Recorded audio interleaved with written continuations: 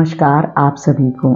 आज के दिन की शुरुआत हुई 4 बजे और बीच में मैं कोई भी वीडियो अपलोड नहीं कर पाई क्योंकि हम बाहर चले गए थे। तो मैं ट्रैवल कर रही थी काफ़ी और उस टाइम पर कोई रिकॉर्डिंग नहीं कर पाई, अपनी दैनिक क्रियाओं को नहीं दोहरा पाई या श्रीमद् भागवत गीता को नहीं पढ़ पाई, इसीलिए कोई वीडियो अपलोड नहीं कर पाई।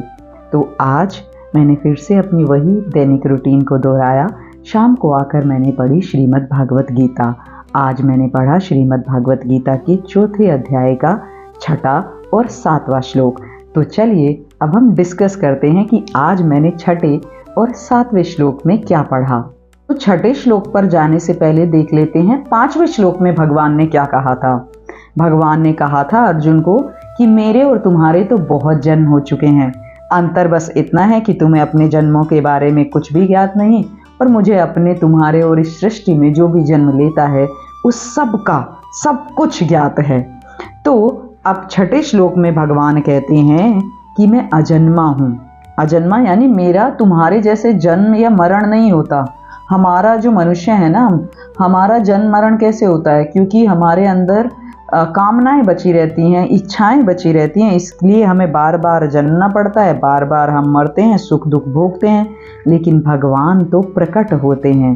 भगवान अपनी प्रकृति के द्वारा अवतार लेते हैं और अपनी लीलाएं करते हैं। भगवान यहाँ पर कहते हैं कि मैं अजन्मा हूँ, मैं अविनाशी हूँ, मैं संपूर्ण प्राणियों का ईश्वर हूँ, फिर भी मैं प्रकृति को अधीन करके अपनी योग माया से प्रकट होता हूँ।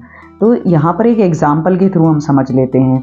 जैसे कि मान लो मैं टीचर हूँ तो मैं बच्चों को पढ़ाती हूँ। तो मैं बच्चों को, मान लीजिए मैं अल्फ़ाबेट पढ़ा रही हूँ, वर्णमाला पढ़ाती हूँ, तो मैं उनको बोल बोल कर पढ़ाऊँगी, का खा गा, उनसे लिखवाऊँगी भी और मुँह से भी बोलती रहूँगी। तो इसका मतलब ये तो नहीं है कि मुझे आता ही नहीं है, अल्फ़ाबेट्स नहीं आते हैं, या फिर मुझे नॉलेज नहीं है कि ये कैसे लिखा जाता है। मैं बार बार का खा गा ये मैं इसलिए बोल रही हूँ बार बार ताकि मैं बच्चे की स्थिति में जाकर उसको समझा पाऊँ। अब छोटा बच्चा है तो मैं उसको डायरेक्टली वर्ड्स तो नहीं सिखा सकती ना, पहले वर्ण से शुरू करना पड़ेगा। इसीलिए भगवान जो हैं वो अनंत ब्रह्मांडों के स्वामी हैं, लेकिन वो अपनी विचित्र लीलाएं करते हैं। वो प्रकृति को अपने अधीन करके प्रकट होते हैं। अदरवाइज तो हम भगवान को शायद देख भी नहीं पाएंगे, समझ भी नहीं पाएंगे। तो भगवान का जन्म हमारी तरह नहीं होता, वो अवतार लेते हैं। और 7वां श्लोक तो इतना फेमस है, आपने जरूर ये सुना भी होगा और ये कहीं ना कहीं पढ़ा भी होगा। तो 7वें श्लोक में भगवान कहते हैं, हे भरतवंशी अर्जुन, जब जब धर्म का नाश होगा और अधर्म बढ़ेगा तब तब मैं इस धरती पर अवतार लूंगा।